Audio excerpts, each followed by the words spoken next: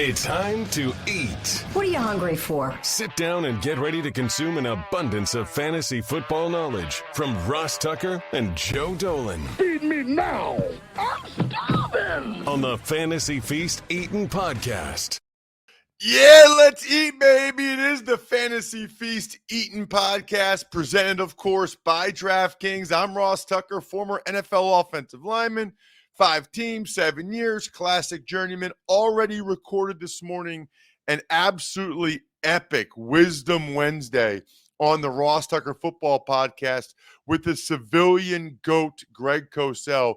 Loved his thoughts on Stephon Diggs' contract, DK Metcalf as a trade candidate, Frank Gore as a Hall of Famer, and of course, we got into all of the projected first-round cornerback prospects for the 2022 NFL Draft, which will be here before you know it.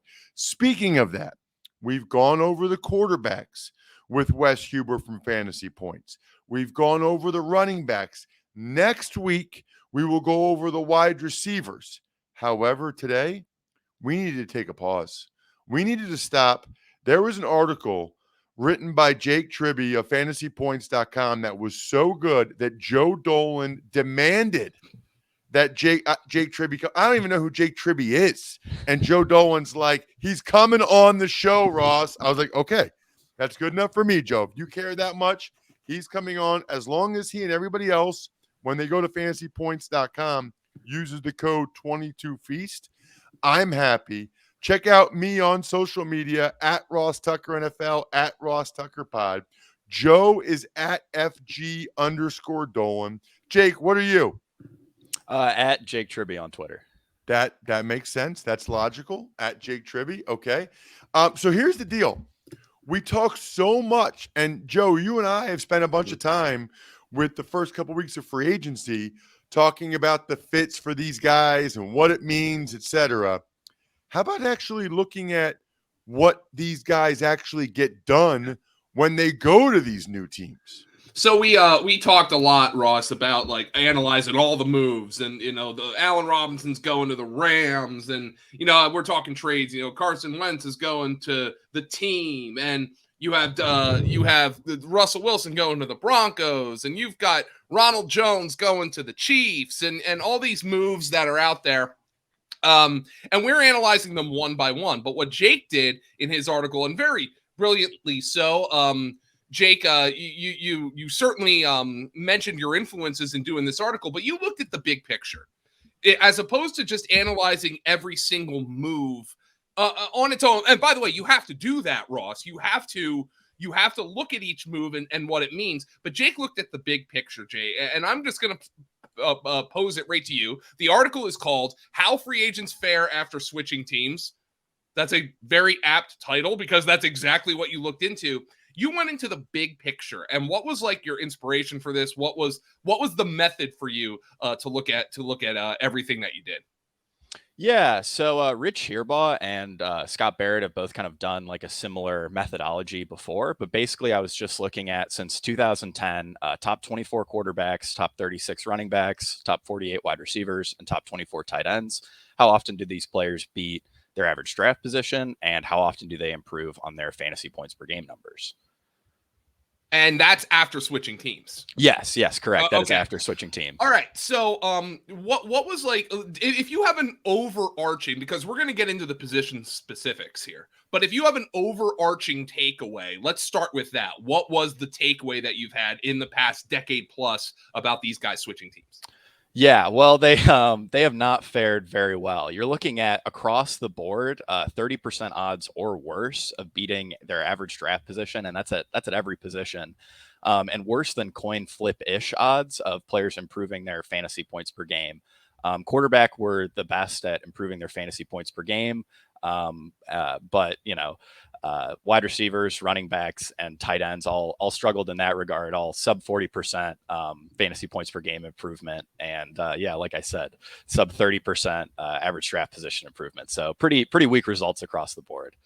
So, Joe, do you feel like obviously we didn't have the numbers to that, but do you feel like we kind of knew that it's a little bit buyer beware with guys on new teams. Yeah, and like I think a lot of players, and I would say running back and wide receiver especially, running back I think especially these guys are looking to get paid, and that is well within their rights. It's well within, I would recommend it. Ross, you played in the league, so you know what it's like. Like I'm all about guys getting paid, but from our perspective, maybe sometimes these guys don't go to the ideal situation, and as opposed to going where it got him the most money. And now this leads me, Jake, to talk about quarterbacks, because we've seen in the last like 2-3 years in particular the quarterback market exploding in a way that frankly it never had before.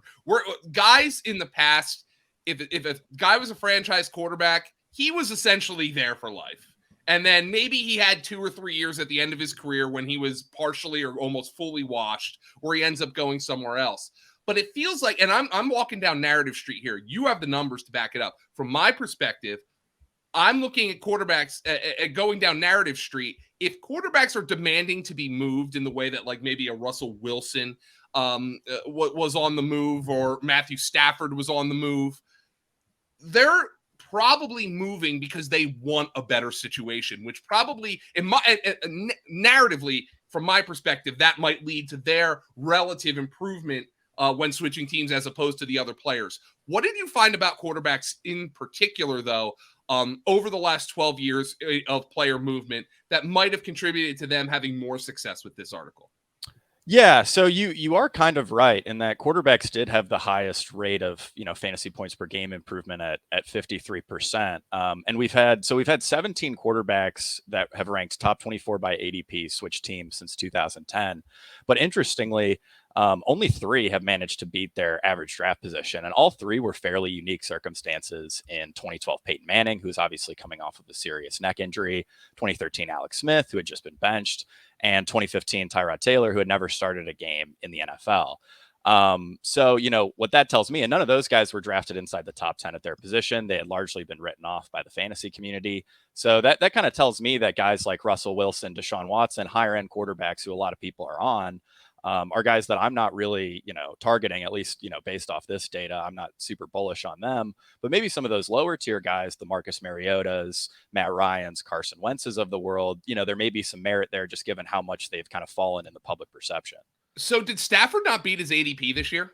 No, he did not actually. Wow. Surprisingly, I believe he was QB7 and finished around QB9. Yeah. Okay. Wow. Oh, that's pretty interesting, Ross. I gotta say, like, even Stafford, so there is a tendency to overrate. And to me, I was saying to Ross, I'm pretty sure we broke this down on the Russell Wilson trade. I was saying, I'm probably not going to buy. I'll buy his receivers, but I'm not going to buy him at his inflated price. And that's something that you might say this study shows is probably the right call. Yeah, I'd say I'm more like neutral on Watson and Wilson. I mean, Watson obviously has the suspension. Wilson in particular, I mean, who's to say, like, are the Broncos really going to let him cook? Like, obviously, if he was replacing Mahomes in the Chiefs offense, then we could, have a pretty good idea that he's going to throw the ball a ton. But I don't know how much he's going to throw in this Broncos offense. So, yeah, it's hard to say, like, oh, yeah, he's definitely going to be, top 5 fantasy QB. Like, I just don't think we could say that. Well, what we can say is that the numbers indicate it's less likely. People get excited about him in Denver and they think, okay, big numbers and they've got good receivers. It's almost like, you guys think it's fair to say the hype of these guys going somewhere new and it being big news, Matt Ryan in Indy, just the newness and the attention leads to guys being drafted higher than they probably should be. Because that's really what we're talking about. Like, Matthew Stafford had a good year. Like, it's not like these guys have bad years. It's just it leads to them being drafted higher than they probably otherwise should have. And I think that plays into Wilson, especially because of the whole let Russ cook narrative that's never really happened. People are like, oh my God, he's going to go to Denver and they're going to, I'm exaggerating here, and they're going to throw the ball 70% of the time. And, Nathaniel Hackett didn't exactly do that with Aaron Rodgers. And I mean, you can be the biggest Russell Wilson fan on planet Earth, and nobody's going to tell you that Russell Wilson's a better passer than Aaron Rodgers. So let's be honest here about that. Jake, let's go now to running backs. And we're talking, the quarterback hit rate, you said only 18% beat their ADP. Well, running backs, yikes. This is pretty dire here for guys switching teams. And there haven't been a ton of big names who have switched teams this offseason, but still you're looking at buyer beware situation here right now. Yeah, absolutely. The hit rate is as low as any position in terms of beating ADP. 40% did improve in fantasy points per game, which I believe, ranked second best. But yeah, things are not great for running backs. My theory here is that, and I mean, this really applies to all positions, but I think especially running back, is that this is like age related. Players switching teams have basically all hit their second contract, meaning they're all in their mid-20s or later. High-end fantasy production tends to fall off a cliff after around year 7. And guys who are later in their careers are signing shorter contracts, so they're switching teams more often. So I think that may be skewing our sample a bit. But yeah, this is certainly buyer beware territory. We didn't have many running backs change teams this year, but Chase Edmonds, Raheem Mostert, and Ronald Jones, I'm not particularly excited about any of those guys. I mean, Edmonds and Mostert obviously playing in a timeshare together. And then Ronald Jones, I mean, who knows who's going to come out of this Chiefs backfield as the leading rusher. Your guess is as good as mine on that. Yeah, that's why, Ross, I'm much more in tune with drafting the guys who sign contracts to stay with their current teams, like Leonard Fournette and James Conner. Jake, I don't know what the hell to do with Ronald Jones. I mean, I am the opposite of a truther. I am a Rojo falser. But you have to say, like, the situation's better. I have no clue what to do with him, though. I want to see where his ADP settles before I even consider looking at him on the draft board. So the point I want to make, and I think this is important, I actually talked about this on today's Ross Tucker Football podcast, knowing we were going to talk to Jake about this. This is not just fantasy football information. I know this is the Fantasy Feast podcast, and I know we're talking about it as it relates to fantasy football, but this is why fantasy analysts are fantastic. This is really important and valuable information, and I think a lot of the teams probably have it. They've probably had some members of their staff do studies like this and have an idea of when guys fall off, with production. Jake, you mentioned year 7. I'm sure, but I don't think all the teams. I'm not kidding. I think that Jake Tribbey now knows something that some of the NFL teams really don't know. I mean, they might think they know, but they don't really have the data that backs it up. And this is why I love the fantasy community, because you guys actually do the work. Like, you guys actually, the football guys, we just say, nah, once they hit age 30, or like, we all have these big proclamations and it's based on our experience or intuition, but I'm not doing all the work Jake just did. That is phenomenal stuff. And every general manager in the NFL should be aware of it. They should be aware of the drop-off in production for skill guys after year 7. Not always, but they should at least be aware of it. And they should be understanding of, now, I don't think they care that much about ADP because that gets into hype and whatever. But usually the ADP is somewhat a product of what the expectations are when they go to a new team. And the point is these guys almost always fall short of expectations. And Jake, I just the running back one narrative makes sense to me. I'm a little bit more confused about wide receivers. Now, I do think ultimately these guys are going and getting paid.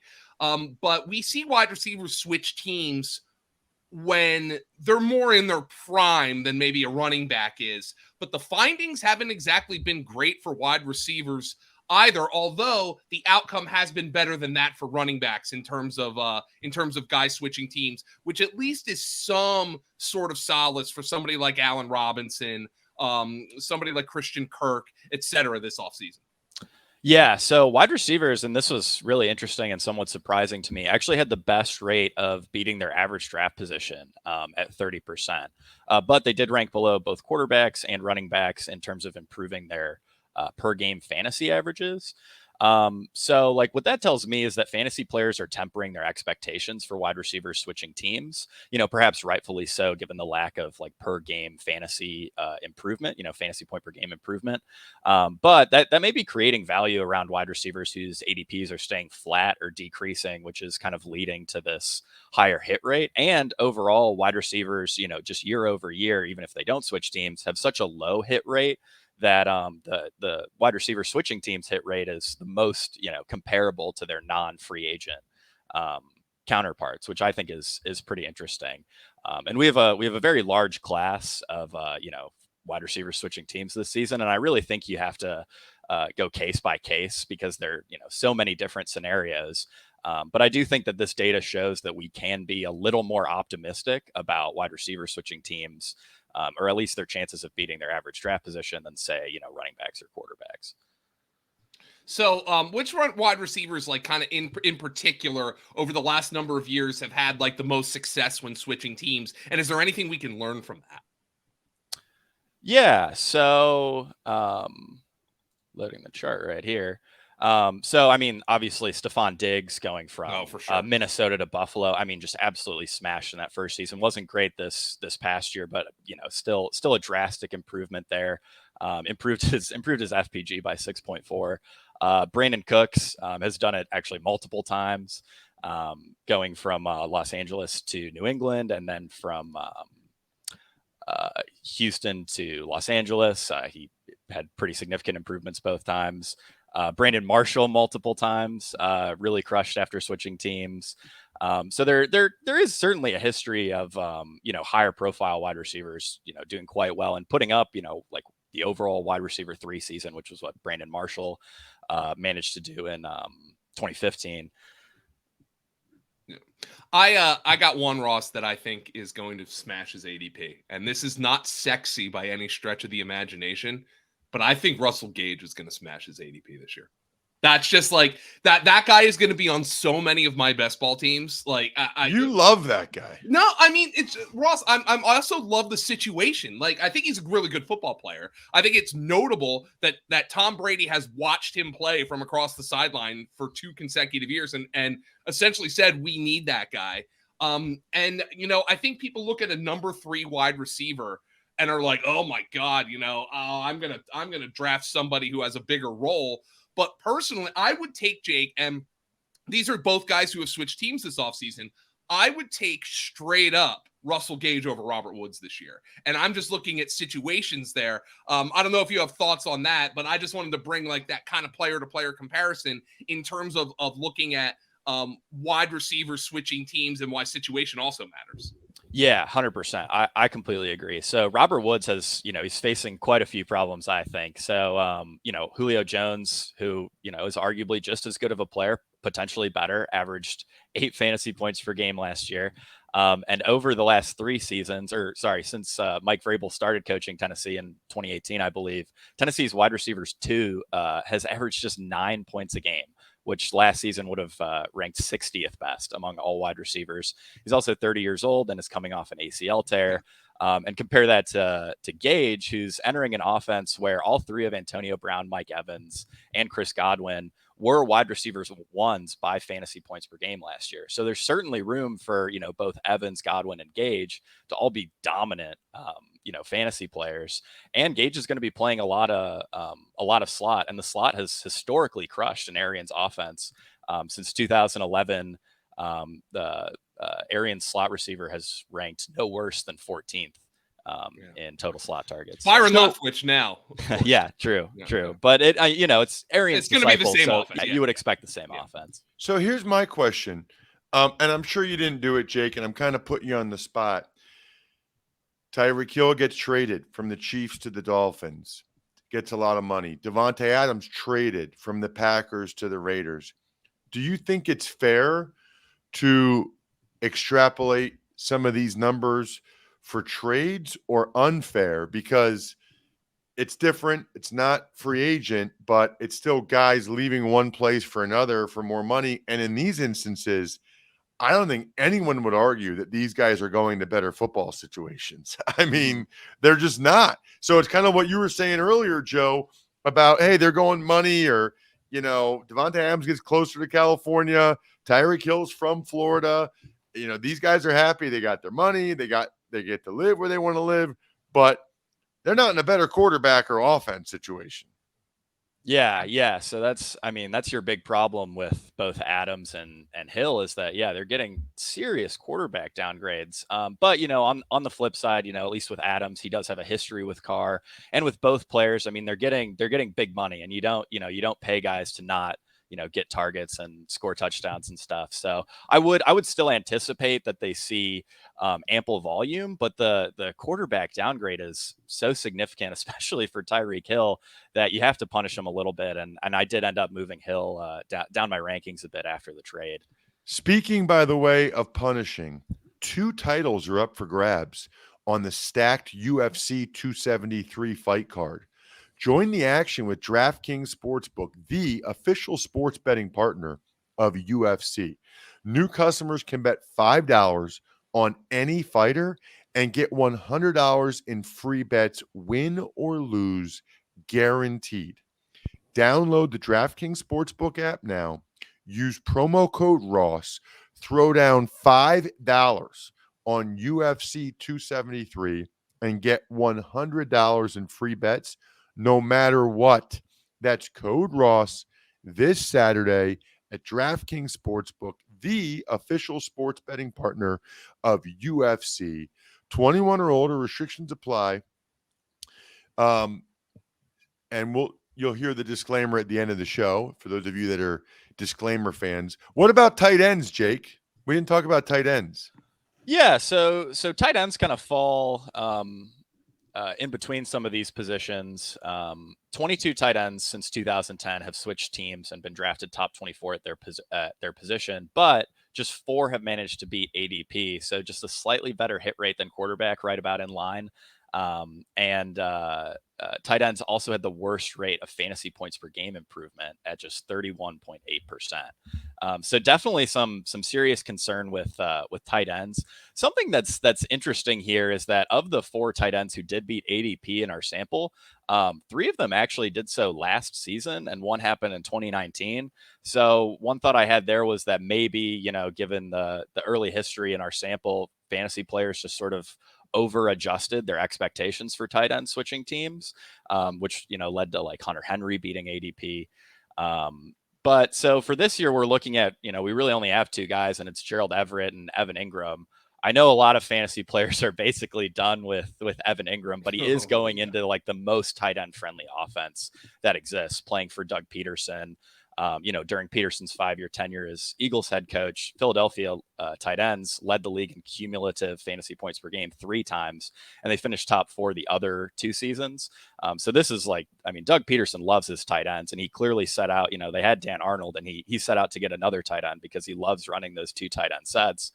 And there have been multiple instances in Peterson offenses where they've posted multiple tight end ones.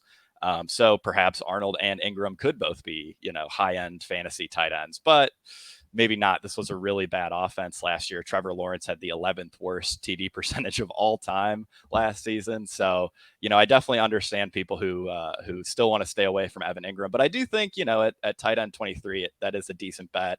And Gerald Everett is sort of a very straightforward value at his current draft position, I think, because he's basically going to take the Jared Cook role.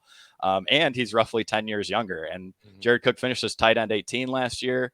Everett's being drafted as tight end 22. So to me, that's a pretty straightforward value for Everett. I don't think he'll smash ADP, but he's got a decent chance to beat it. Jake, you're going to have to drag me kicking and screaming to draft Evan Ingram, but I understand it. Look, and Ross, I think one of the simple things when you talk about Peterson, you're like, well, of course he ran a lot of 12 personnel. He had Zach Ertz and Dallas Goedert, but you have to remember that in Peterson's first 2 years with the Eagles, they also had Brent Selleck and ran a ton of 12 personnel. And they had Trey Burton and ran 13 personnel. And then they actively sought out Goddard the year after Brent Selleck retired. So it just does seem, Jake, that like Doug Peterson considers Evan Ingram a big part of his passing game. I know they gave a gajillion dollars to Christian Kirk and Zay Jones. I'm not really Zay Jones, by the way. Zay Jones. Say it out loud. Zay Jones. Zay Jones. Why couldn't somebody?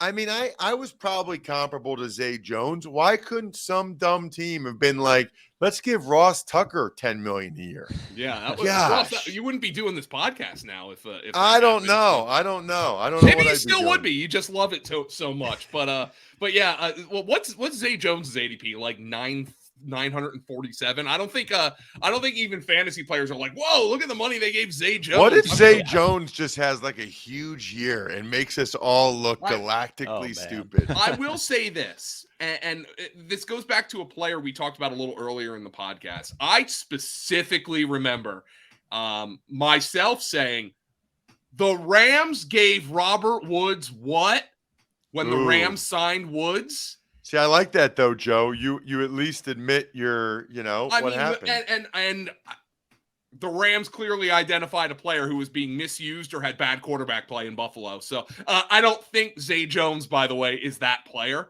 But I am just saying, like, that offseason, Robert Woods was like one of the first wide receivers to sign.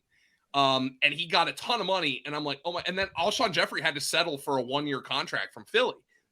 And I was like, I cannot believe what Robert Woods got paid vis-a-vis Alshon Jeffrey. Turns out the Rams knew what they were doing. So sometimes teams do know what they're doing. Here's what I know what we're doing. We're making sure everybody follows Jake on Twitter at Jake Tribbey. Everybody follows Joe at FG_Dolan. I'm at Ross Tucker NFL. We are at Ross Tucker Pod. You can, of course, check us out on youtube.com/Ross Tucker NFL. You can see that my black eye is starting to fade a little bit, and you can see my hotel room here in California if you're into that kind of thing. What happened to your eye?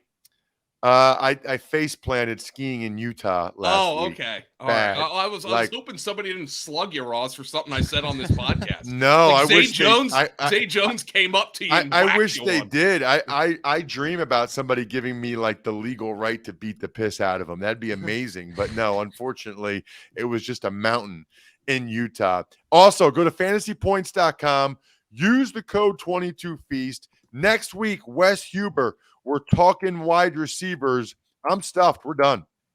Thanks for listening to the Fantasy Feast podcast. Make sure to also subscribe to the Ross Tucker Football Podcast, Even Money, Business of Sports, and the College Draft. All available at Apple Podcasts, rosstucker.com, or wherever podcasts can be found. A lot of times on the show, I mentioned DraftKings. Here's what you need to know. You got to be 21 or older, New Jersey, Indiana, or Pennsylvania only. New customers only. Restrictions apply. See DraftKings.com/sportsbook for details. Gambling problem, call 1-800-GAMBLER, or in Indiana, 1-800-9-WITH-IT. By the way, if what I was talking about included a deposit bonus, doesn't always, sometimes it does. Deposit bonus requires 25 times playthrough, and deposit bonuses are paid out in site credit.